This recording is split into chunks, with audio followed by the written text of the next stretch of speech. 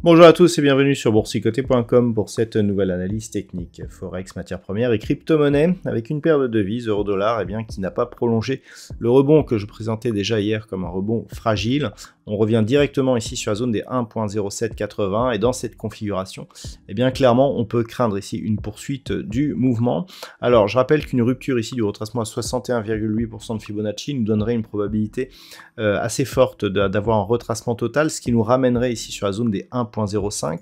Cette zone des 1.05 c'est une zone majeure, elle avait déjà été testée ici à quelques reprises et une cassure de cette zone avec ici la succession de points hauts que nous avons eu changerait énormément de choses du point de vue de la dynamique moyen-long terme. Donc c'est vraiment un niveau qu'il faudra surveiller.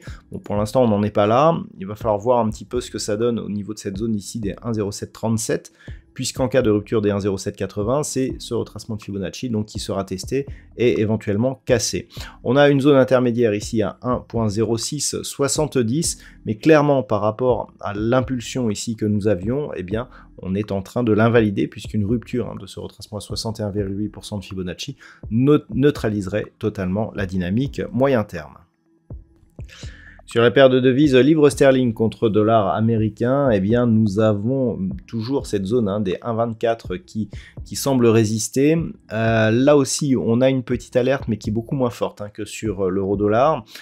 Tant que cette zone ici des 1,24 et la zone ici des 1,2344 résistent, on reste dans une dynamique qui est haussière, puisque nous avons ici une impulsion qui marque un nouveau plus haut et qui consolide sur une phase de consolidation inférieure à 38,2%.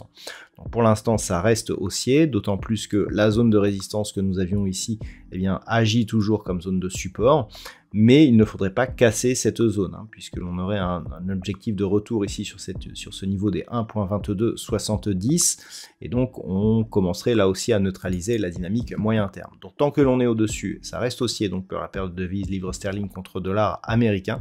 Par contre en dessous, là on commencerait à nettement affaiblir cette dynamique. Au niveau de l'or, c'est la zone des 1957,60 ici dollar l'once qui fait obstacle à une reprise de mouvement baissier. On a eu deux contacts sur cette zone et si on passe ici sur des vues un peu plus intraday, on peut remarquer ici une forte baisse. On a ici un rebond, un retour. Si on remonte ici et que l'on casse cette zone, on pourrait remonter au minimum sur cette zone ici des 2005 dollars l'once, voire même sur un niveau supérieur, aux alentours des 2020, quasiment ici sur ce niveau.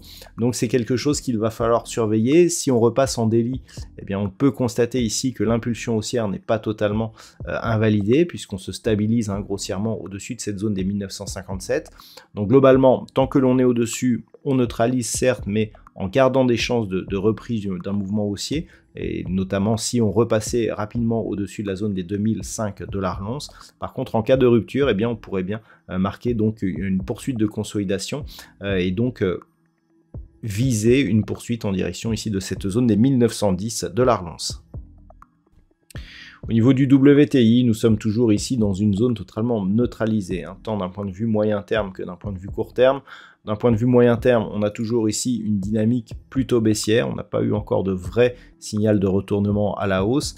Et d'un point de vue court terme, tant que l'on est ici entre 70,40 et 73,90, c'est globalement neutre. Si on sortait ici à la hausse, on resterait quelque part dans une certaine neutralité parce que pour vraiment impulser un gros mouvement, il faudrait casser cette zone ici des 84 dollars le baril, alors qu'à la baisse, sous 70,40, on marquerait donc un objectif sur cette zone des 65,20 qui en cas de cassure, là nous donnerait un gros signal baissier. Donc c'est neutre certes, mais plus proche ici d'une confirmation baissière que d'un vrai retournement. Et enfin au niveau du Bitcoin, ça reste neutre tant que les cours oscillent autour de la zone des 27 000 dollars pour un Bitcoin. On pensait ici qu'avec cette phase de consolidation, on allait se rapprocher de la zone majeure des 25 200, mais pas du tout. Pour l'instant, ça se stabilise. Donc, tant que l'on reste au-dessus des 25 200, on a une prédominance haussière en termes de dynamique moyen terme. Par contre, il faudrait désormais casser 32 200 pour reprendre cette dynamique haussière. Donc, on est plus près ici d'une invalidation que d'une reprise.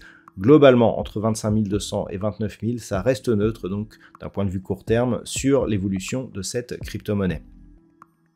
Voilà donc ce que l'on peut dire sur l'analyse technique de ces principaux actifs de marché. Je vous souhaite de passer une très bonne soirée. On se retrouve dès demain pour d'autres analyses techniques, toujours sur le site boursicoté.com.